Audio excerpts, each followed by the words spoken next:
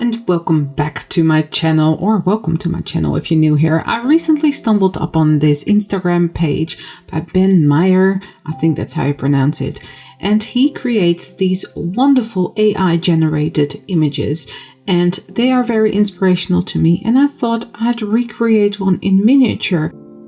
I hope you like this concept, and this is the post that I grabbed my image from. It is the 5th page, which is this one, and this is what I will be creating in miniature to the best of my abilities. So here's my mood board, and I made a bit of a color palette and the fabrics that I will be using, and yeah, let's just dive right into it. I have to say I did ask for permission and he said go right ahead, so there you have it. I'm starting off with this box. It is a bamboo box that I found at my local Kmart, and it is usually used in the kitchen. I found it at the kitchen section, and it's used for drawer storage. And here you see the ocean image that I will be using behind my window.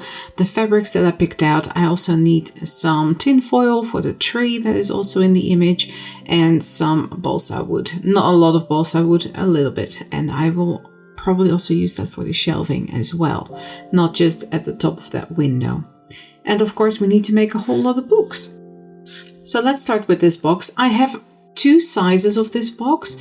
The other one is a little bit deeper, and I start with the shallower one and I will move on to the deeper one eventually. I'm going to cut the base of the miniature that goes inside the box out of foam board. This is the lightest and easiest material to work with for this kind of purpose, and it's easy to cut too.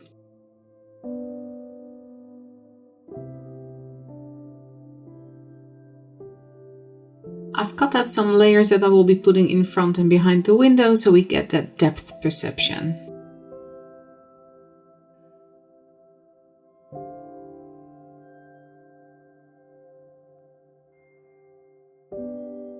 And then gluing that all together on the paper side with Fabri-Tac glue. I know that Fabri-Tac will eat through the foam, so just be mindful if you're using that as well.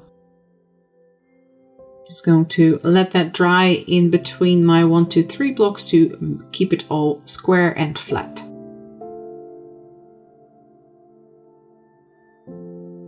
So my idea is with this foam is that the paper that's on top of it soaks up a lot of product if you put something wet on it.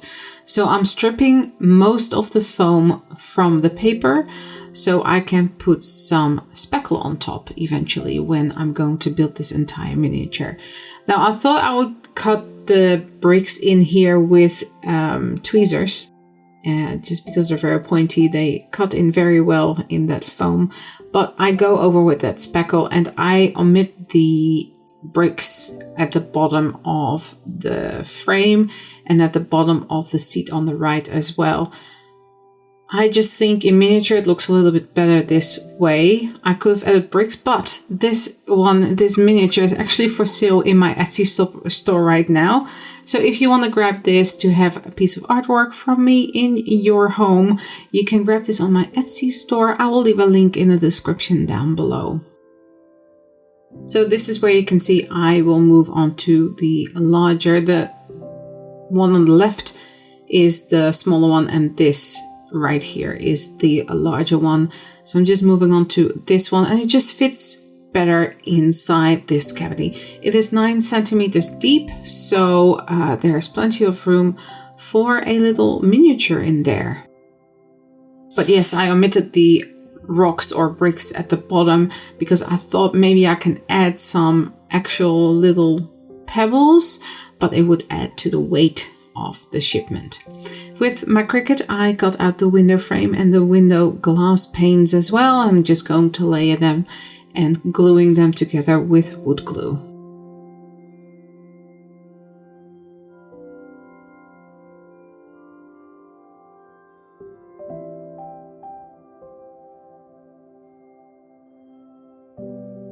Because that window pane is in between there as well, I'm clamping it as much as I can and I'm just going to let that dry.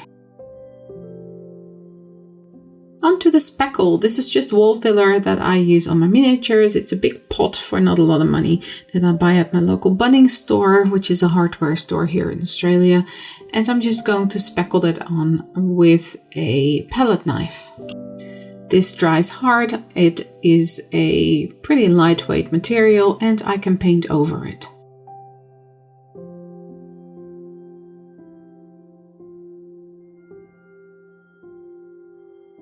Some of the basic construction of this miniature I'm going to attach with hot glue, and then I'm going to go over with the speckle to bring everything together so it looks like a solid wall. So it will be very firmly in place in the end.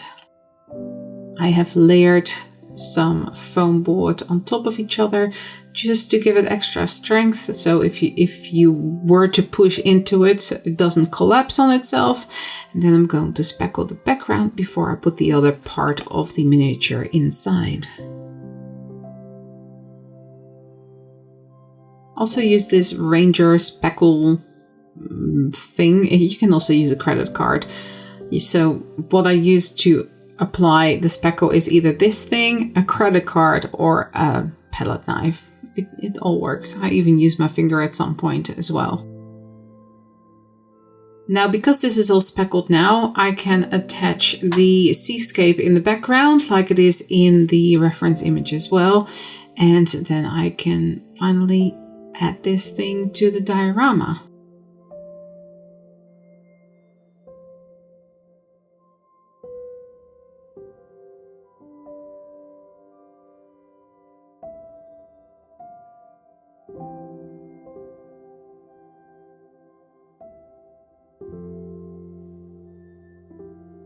As you can see, I added that thing in and I am now attaching the wood to the ceiling here.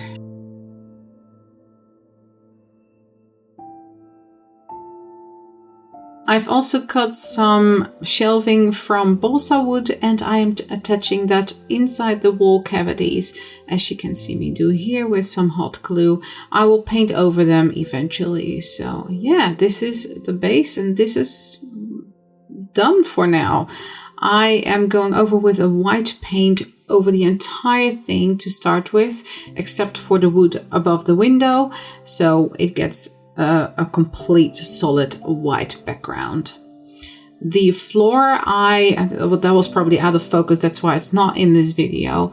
That's just speckle, and I just carved out where I wanted those floor tiles to be. And then I'm going in with blue for the base of the window, and that will also be the window frame, will also be blue. And the rest of the diorama is basically white and a stucco wall, so it has some staining on it, which you will see me do in a minute. This is the window frame that I'm just painting a blue, and later on I will also add some shading with some dark brown. This is where I add the watered down acrylic paint. It is a very, very light shade of blue that I'm adding here and there just to bring out that blue seascape kind of feel, and also to bring back the blue that is also used in the window frame and the ocean in the background. And then I'm adding browns as well.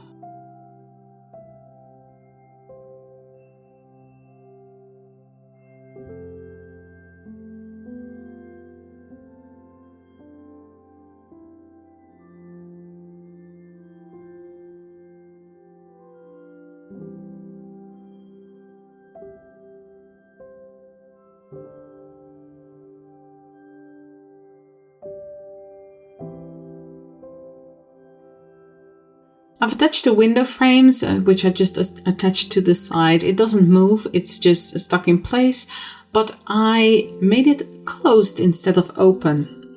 So that is one of the few differences from my miniature versus the AI generated image, that the window is closed or semi-closed. The floor tiles are a gray, so that's what I'm working on now. I'm just going over the raised elements of the floor tiles. And yeah, I actually love how this floor turned out in the end.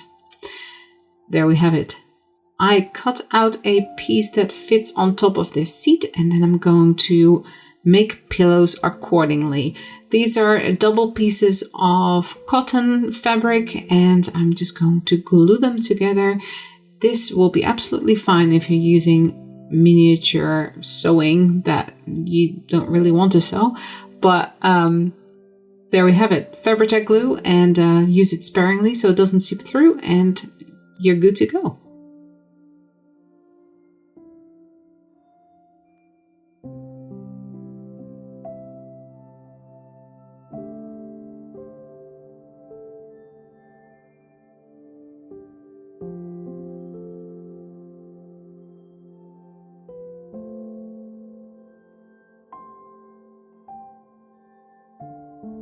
And I'm just filling up these pillows with some cotton wool.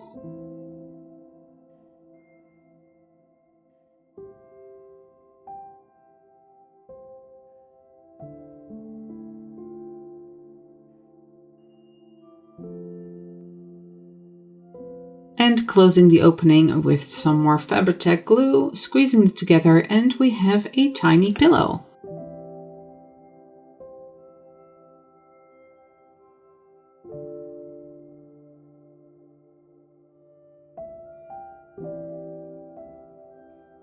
To make the pillows look used, lived in, old, aged, I am going to scrunch them up and seal it down a little bit with my hot iron before I glue it down. So I'm using the iron so the pleats stay in place and I know where to glue.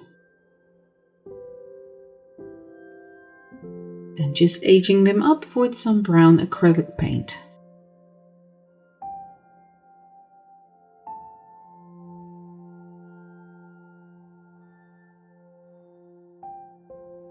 I've stuck the pillows in place with some hot glue so they don't move around, and this is what we have so far.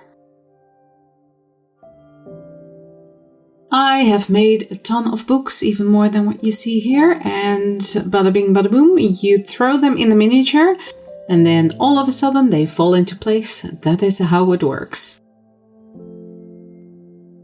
Here I am creating that tree. I'm making a base out of tin foil, attaching that with hot glue, and adding branches wherever I think they need to be.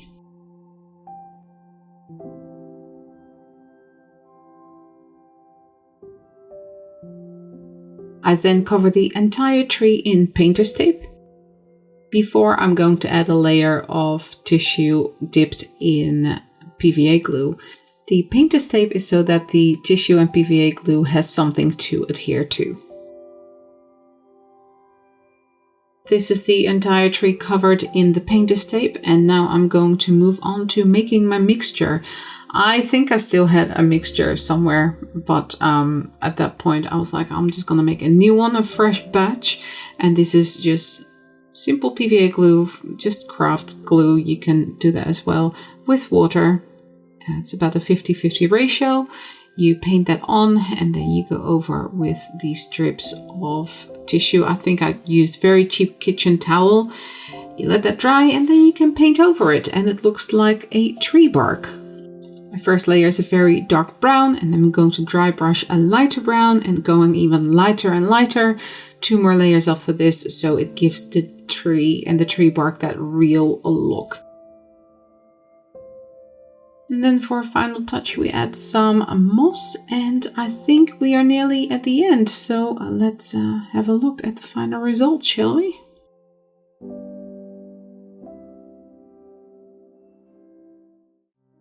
And this is it for this video. I really enjoyed working on this diorama, and I'm curious to know if you wanted to see more of this kind of content. If you made it this far into the video, let me know by leaving an ocean-themed emoji in the comment section. All my social media can be found in the description box below, and if you're new here, welcome! Don't forget to hit that subscribe and bell notification button so you don't miss out on any future videos, and of course become part of the Raven family. Thanks so much for watching, stay safe, and I will see you all in the next one. Bye!